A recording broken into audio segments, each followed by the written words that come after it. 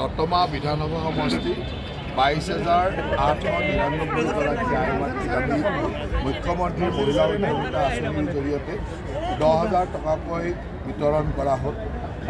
মাননীয় মুখ্যমন্ত্ৰী ডাঙৰীয়াৰ এটা অভিলাষী আঁচনি আছিল যে মুখ্যমন্ত্ৰীৰ মহিলা উদ্যমিতা আঁচনি, আৰু এই আঁচনিৰ জৰিয়তে অসমৰ প্ৰতিটো সমষ্টিতে অতি কমেও 20-25 হাজাৰ, কোনোবা সমষ্টিত 30-35 হাজাৰলৈ আইমাতৃ আছে।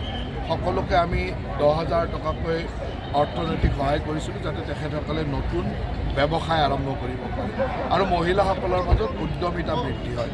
আজি সঁচাকৈ আনন্দিত যে দতমা সমষ্টিত আমাৰ BTCৰ চিফ হাগ্ৰামা মহিলা ডাঙৰীয়াৰ উপস্থিতিত আমি সকলোৱে ইয়াত এই চেকসমূহ বিতৰণ কৰিলোঁ আৰু মোৰ বিশ্বাস আছে যে এই আঁচনিৰ জৰিয়তে আমাৰ গ্ৰাম্যাঞ্চলত থকা আইমাতৃসকল যথেষ্ট উপকৃত হ'ব।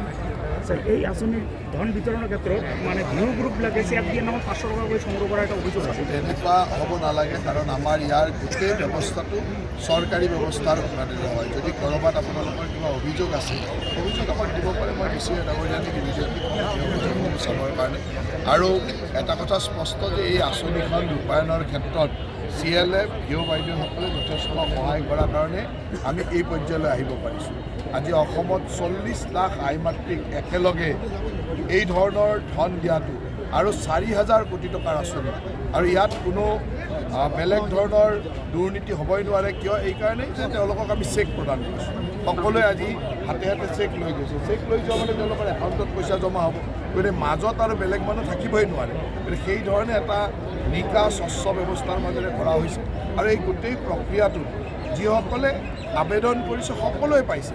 মাত্ৰ আমাৰ যিকেইটা ক্ৰাইটেৰিয়া আছিল যে আমাৰ এই অঞ্চলততো সেই ক্ৰাইটেৰিয়াটো ফুলফিল নহয়, কাৰণ যে ট্ৰাইবেল মানুহৰ 3টাতকৈ বেছি বাচ্চা থাকিলেও আমাৰ সেইটো এলাউ কৰা আছে। ট্ৰাইবেল এৰিয়াত বাদ দি যিসকল জেনেৰেল এৰিয়া, তাত 3টাতকৈ বেছি ল'ৰা ছোৱালী থকা বাইদেউসকল ইয়াৰ পৰা বঞ্চিত হৈছে।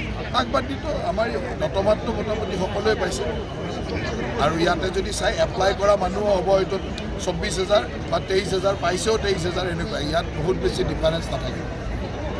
ধন্যবাদ।